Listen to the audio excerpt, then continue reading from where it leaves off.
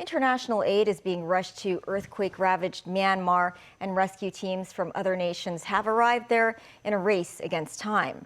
Myanmar authorities say the death toll from the 7.7 magnitude quake has risen to 1,700. More than 3,000 others were injured, including 13 Chinese nationals.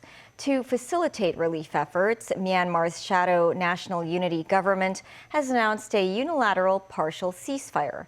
Danny Zhou has details. Teams from China, India, Singapore and Thailand intensified rescue efforts on the ground after Friday's devastating earthquake. Much of the focus was on Mandalay, Myanmar's second-largest city, and Naypyidaw, the capital city, both of which suffered extensive damage.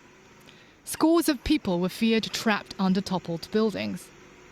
Heavy equipment was brought in to scour the rubbles. Numerous roads have been damaged in the deadliest natural disaster to hit Myanmar in years.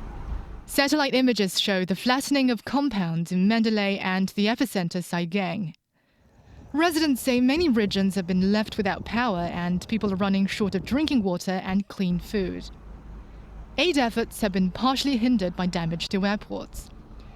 This as the quake sent the air traffic control tower at the Naypyidaw International Airport toppling to the ground. Chinese civil rescue forces from Yunnan province, along with local firefighters, successfully retrieved an elderly man from a collapsed hospital in Naypyidaw on Sunday morning. Meanwhile, a 51-strong team from Hong Kong is en route to the disaster area in Naypyidaw. Their flight, laden with 9 tons of supplies, landed in Yangon on Saturday night. They were greeted at the airport by the Chinese ambassador as well as representatives from the Hong Kong Chamber of Commerce in Myanmar. The regional emergency chief of the United Nations Children's Fund expressed concerns for the crisis, saying the agency will distribute critical aid kits to children in Myanmar.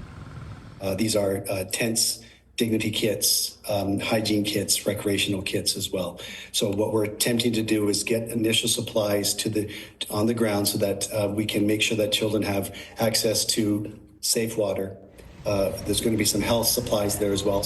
And then also with the recreational kits, we'll be able to make sure that they have a sense of normalcy in such a chaotic time as well. The earthquake has plunged people in the war-torn country into heightened struggles, while some analysts pointed to the possibility that the disaster could bring a moment of peace. It was reported that Myanmar's military regime had resumed its attacks on some of the rebel-held areas even after the tremors. The armed wing of the ousted civilian government, however, has announced a 2-week unilateral ceasefire in quake-affected zones to facilitate relief efforts starting on Sunday. Danny Zhou, TVB News.